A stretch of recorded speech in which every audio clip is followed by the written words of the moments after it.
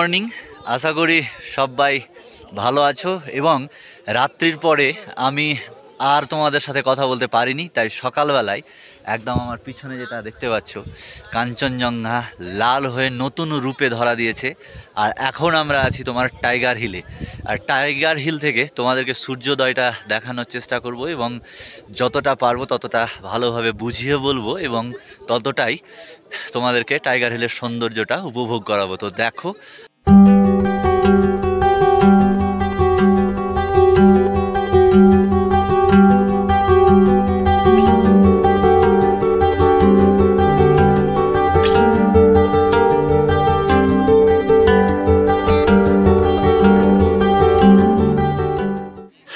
তো দেখতে পাচ্ছ তোমরা কাঞ্চনজঙ্ঘার সে অপূর্ব রূপ কত সুন্দরভাবে ধরা দিয়েছে। হ্যাঁ, সূর্য কিন্তু উঠছে এই দিকে, এই যে বুঝতে পারছো, এই দিকে সূর্য উঠছে আর সূর্যের ফোকাসটা সম্পূর্ণ কাঞ্চনজঙ্ঘার উপরে পড়ছে আর সম্পূর্ণটা লাল হয়ে তোমরা দেখতে পাচ্ছ। টাইগার হিল থেকে তোমাদেরকে দেখাচ্ছি এখন কাঞ্চনজঙ্ঘার অপরূপ সৌন্দর্য। অবশ্যই কমেন্ট করবে। আর এদিকে দেখতে পাচ্ছ কত লোক এসছে। হ্যাঁ, সবাই সেই টাইগার হিল থেকে তোমার কাঞ্চনজঙ্ঘার রূপ দেখার জন্যে। হ্যাঁ, এই জায়গাটা থেকেই আমরা দেখছিলাম তোমার কাঞ্চনজঙ্ঘার সূর্যোদয়, খুব সুন্দরই দেখালো। এবার আমরা চলে যাচ্ছি যেখানে দার্জিলিংয়ের আর যেসব ভিউ পয়েন্টগুলো আছে সেগুলো দেখার জন্যে। এখানে তোমাদের একটা কথা বলে দিই যে প্রথমে যখন আমরা ঢুকলাম টাইগার হিলে তখন তো তোমার কোনো পয়সা লাগেনি, কিন্তু বেরোনোর সময় এক একজন মানুষের কাছে 70 টাকা করে, টোটাল 70 টাকা করে লাগলো পার হেড। কিন্তু তার মধ্যে এই যে দেখতে পাচ্ছ department of tourism, Gorkhaland administration, আর এইখানে Tiger Hill plastic free zone, total 70 টাকা এক একজনের লাগলো আমাদের। তো এইটা মাথায় রাখবে যে টাইগার হিলে আসতে গেলে টিকিট মূল্য হচ্ছে সর্বমোট একজন মানুষের 70 টাকা, এটা কিন্তু খেয়াল রাখতে হবে। আর এখন আমরা ঘুম রেল স্টেশনের উপর দিয়ে চলে যাচ্ছি। সর্বোচ্চ উচ্চতায় যে রেল স্টেশন আছে সেই স্টেশন ছেড়ে বেরিয়ে গেলাম এখন। তো যাই হোক, ঠান্ডায় আমরা ভ্রমণে বেরিয়ে গেছি সকালবেলা থেকেই। এখন যাচ্ছি বাতাসি লুপে। হ্যাঁ, তো বাতাসি লুপের প্রথমেই আমরা সিকিম যখন ট্যুর করি গ্যাংটক, তখন তোমার টিকিটের খুব একটা যে ব্যাপার ছিল তা নয়, ব্যাপার ছিল না বললেই চলে। কিন্তু পশ্চিমবঙ্গে যেসব ট্যুরগুলো করছি, যেমন বাতাসি লুপ যাচ্ছি, দার্জিলিংয়ে আছি এখন, তোমার 70 টাকা দিলাম দেখলে ওখানে, এখন 50 টাকা টিকিট এই বাতাসি লুপে। কি আছে সেটাই যাব ভেতরে, চলো। আর টিকিটের কথাগুলো মাথায় রাখবে, কারণ পর্যাপ্ত জানাশোনা থাকলে, পর্যাপ্ত ব্যাপারটা বোঝা থাকলেই তোমাদের সুবিধা হবে। তো 50 টাকা বাতাসি লুপের টিকিট হচ্ছে। এই যে গোর্খা মেমোরিয়াল বাতাসি, আর এই যে এখানে টিকিট করতে হবে।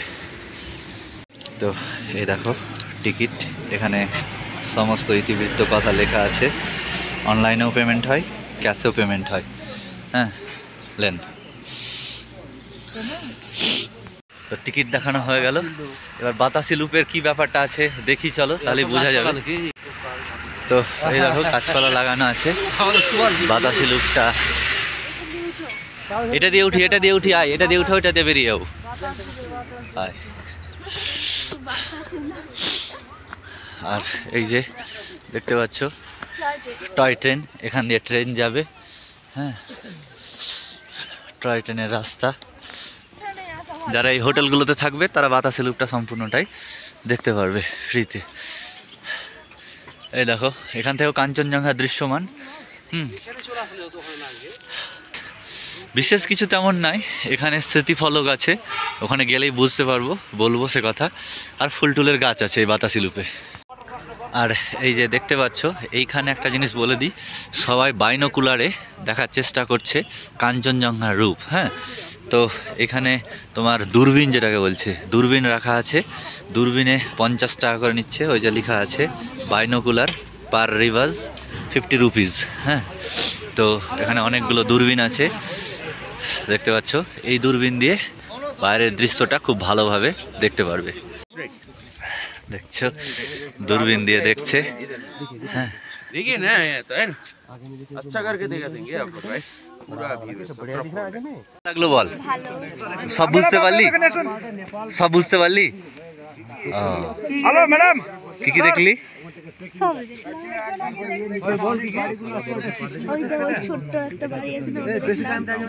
যাই হোক, বাতাসি লুপে তেমন ভাবে দেখার কিছু নেই, যেহেতু এখানে তোমার পয়সার ব্যাপার আছে, তাই বলে দিই যে তোমরা যদি টাইগার হিল থেকেও সূর্যোদয় দেখো আর এই বাতাসি লুপ থেকেও সূর্যোদয় দেখো, সেম জিনিস হতে পারে।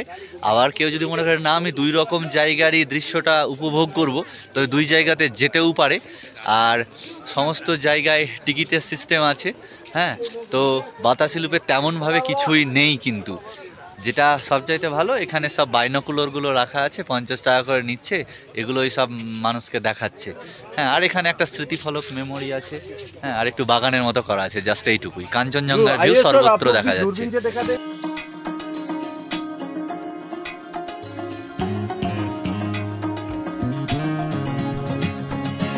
তো আমরা তোমার আস্তে আস্তে এখন দার্জিলিংয়ের যে টি গার্ডেন আছে সেইখানেই ঢুকবো। তো এগুলো সবই টি স্টল এক একটা। হ্যাঁ, এখানে সব চা বিক্রি হচ্ছে, নানান কোয়ালিটির চা দেখতে পাচ্ছ, প্যাকেট প্যাকেট করা আছে। হ্যাঁ, আর এই 17 নম্বর গেট দিয়ে এইদিকে এখন নামবো, যেখানে টি গার্ডেন আছে। হ্যাঁ হ্যাঁ হ্যাঁ, চা বাগান, এগুলো সব চা গাছ। এই যে দেখতে পাচ্ছ চায়ের পাতা, এটাকে নানা প্রসেসের মাধ্যমে আমরা চা হিসাবে ব্যবহার করি। এই যে এগুলোই। হ্যাঁ, আর এগুলো যা দেখছো সব চা বাগান, এরকমভাবে চা চাষ করা আছে। হ্যাঁ, তো এখন আমরা সবাই চায়ের দোকানে আছি। দেখছো চায়ের সব এগুলো বিক্রি করছে এরা প্যাকেট করে নানান রকম দামে। তো এখন টেস্টের জন্য এই চাটা দিল। এটা হচ্ছে অর্গানিক চা বলছে ওরা। হ্যাঁ, অর্গানিক। তো এটা টেস্ট করবো এবং বুঝি কি রকম। होने से आपका अच्छा नहीं होगा। कितना? ये 150 का है। आपको ज्यादा लेंगे किलो के हिसाब से लेने से कम पड़ेगा। बाबा भालो आपको केजी लेवल कम होगा। किलो का तो आपको किलो आपको 550 रुपए किलो पड़ेगा। সত্যি ভালো টেস্ট, খারাপ নয়, কিন্তু এখন এটা দিয়ে যদি ডুপ্লিকেট করে তারা আমাদের কিছু করার নেই, নাকি দাদা? এটা খালি যদি অন্য কিছু দিয়ে দেয় তারা আমাদের কিছু করার নেই। আমি তো সেটাই বললাম, নাহলে ভালো টেস্ট, নিঃসন্দেহে ভালো। ভালো টেস্ট। ये क्वालिटी एक होगा तो श्योर। आपको कितना केजी लेगा? गार्डन है नीचे में, कंपनी है, वो डायरेक्ट इधर आता है।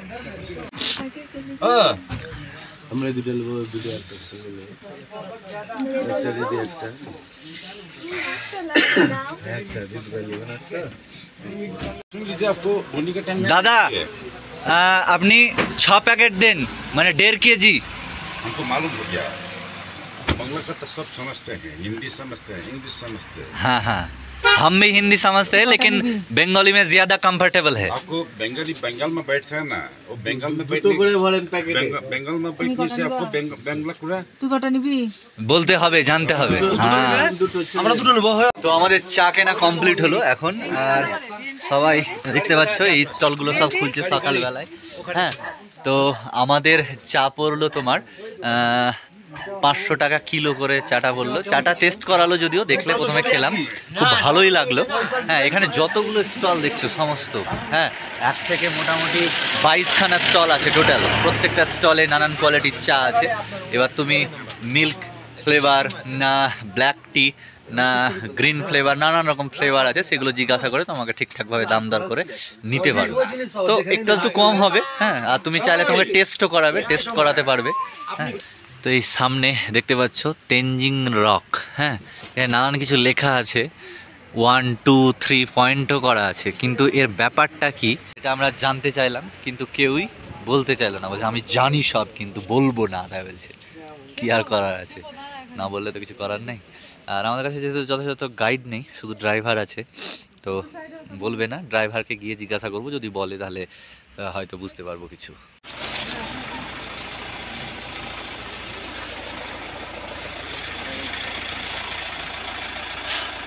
তো আমরা এবার যাচ্ছি মিউজিয়াম, জু, এই সব জায়গায় যেখানে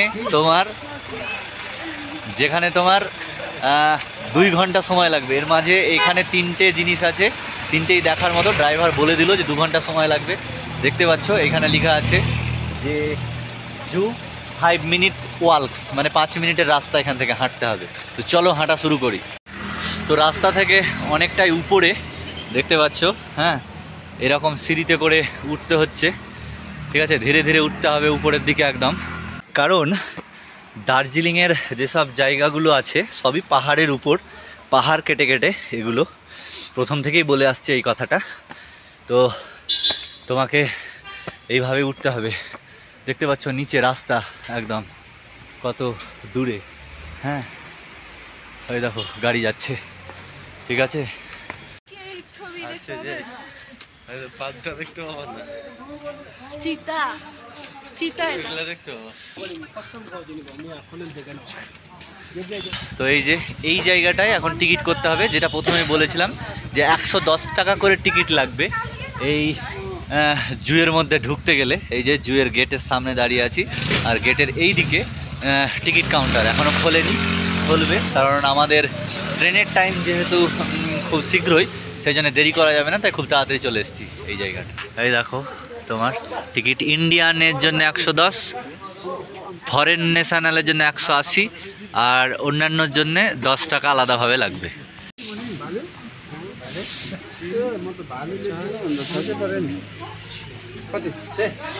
দেখতে পাচ্ছ টিকিট কাটার পর ওরা কেটে দিল 6 জন, হ্যাঁ, সব কিছুই এর মধ্যে আছে। 3খানা পয়েন্ট ঘুরবো এর মাঝে।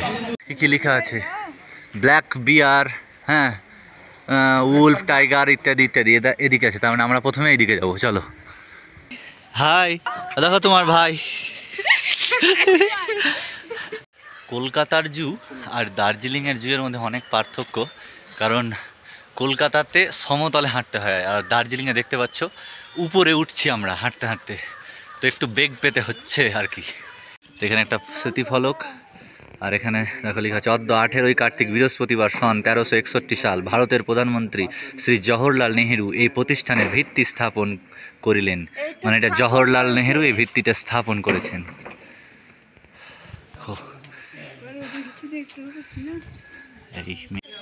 তো যাই হোক, এটা হচ্ছে মিউজিয়াম, আর মিউজিয়ামের এটা হচ্ছে বাইরের দিক, হ্যাঁ, আর ওই দিকটাই তোমার ভেতরের দিক। ওই দিক দিয়ে ঢুকলাম, বাইরের দিক দিয়ে বেরোলাম, মানে উপর দিয়ে, হ্যাঁ। তো এখানে 2খানা মিউজিয়াম আছে, একটা নিচে একটা উপরে। মিউজিয়ামের ভেতরে যে সব জিনিসপত্র তোমরা যদি আসো তাহলে দেখতে পাবে, সেগুলো হচ্ছে তোমার পর্বতে ওঠার জন্যে যেসব জিনিসপত্র ব্যবহার করা হয়েছিল, তেনজিং নরগে থেকে শুরু করে ব্রিটিশ, নেপাল, যত দেশ আছে যারা যেসব জিনিস ব্যবহার করে রেখেছিল, যে জিনিসগুলো ছিল, সেগুলোই এখানে সংরক্ষণ করে রাখা আছে, এবং এগুলোই মানুষজন দেখতে আসে। অনেক অভিজ্ঞতা পর্বতে ওঠার জন্যে, যেসব মানে কী বলবো, ইনস্ট্রুমেন্ট বলো, ক্যামেরা বলো, তোমার সেকল বলো, কুঠারের মতো বলো, এগুলো ঠিক আমি জানি না, যদিও সেই রকম জিনিসগুলো এখানে রাখা আছে। ড্রেস, জুতো, মোজা, হ্যান্ড গ্লাভস, চশমা, binocular, pencil, battery, walkie talkie, দড়ি থেকে শুরু করে ছুরি, সমস্ত কিছু, বরফ কাটার জন্য বেলচা, তোমার টেন্ট করার জন্য যেসব জিনিসপত্র সামগ্রী দরকার, সেগুলো কিভাবে উঠতে হয়, সমস্ত কিছুর খুব পুঙ্খানুপুঙ্খভাবে এখানে বুঝিয়ে দেওয়া আছে। তোমরা এলে খুব ধৈর্য সহকারে সময় নিয়ে দেখবে, তাহলে পুরো ব্যাপারটা বুঝতে পারবে। খুব সুন্দরভাবে এই মিউজিয়ামের মধ্যে সমস্ত কিছু আছে কিন্তু। তো বাইরে থেকে এটার ভিউটা হচ্ছে এই রকম, জাস্ট এখানে একটা স্মৃতিফলক, হ্যাঁ, এবারে পর্বতের চূড়ায় আরোহণকারী, আর এই হচ্ছে মিউজিয়াম পুরো, হ্যাঁ।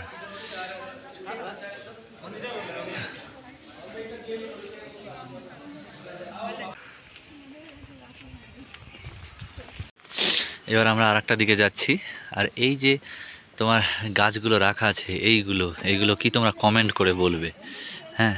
এগুলো কিসের, এগুলো দেখে তোমরা কমেন্ট করো আর গেস করো যেগুলো কি হতে পারে, ঠিক আছে?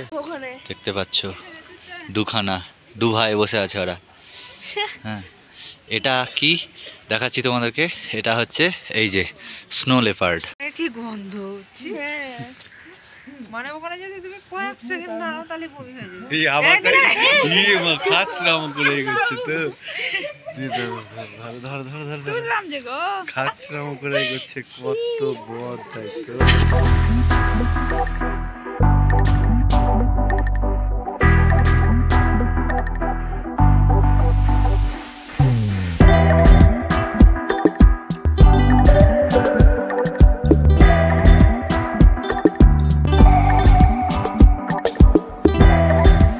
তো দার্জিলিংয়ের জু এবং মিউজিয়াম দেখে এইমাত্র আমরা বের হলাম এবং এবার বেরিয়ে যাচ্ছি।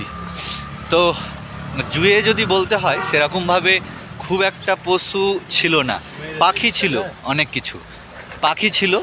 আর তোমার পশু যে খুব একটা ছিল তা নয়, কয়েকটা ওই উলফ টাইপের এগুলোই ছিল, আর বাঘ আছে 2-3টে। হ্যাঁ, তাছাড়া জিরাফ বলো, জেব্রা বলো, হাতি বলো, এগুলো কিছুই নাই। হয়তো এই আবহাওয়া, এই ক্লাইমেটে হয়তো শ্যুট করবে না, এই জন্যে হয়তো রাখেনি। তবে যাই হোক, সব কিছু মিলিয়ে মিউজিয়ামটাই সর্বোচ্চ, এখানে সব চাইতে বেস্ট। হ্যাঁ, তো এটাই উপভোগ করার মতো জায়গা, এই দার্জিলিং জু অ্যান্ড মিউজিয়াম।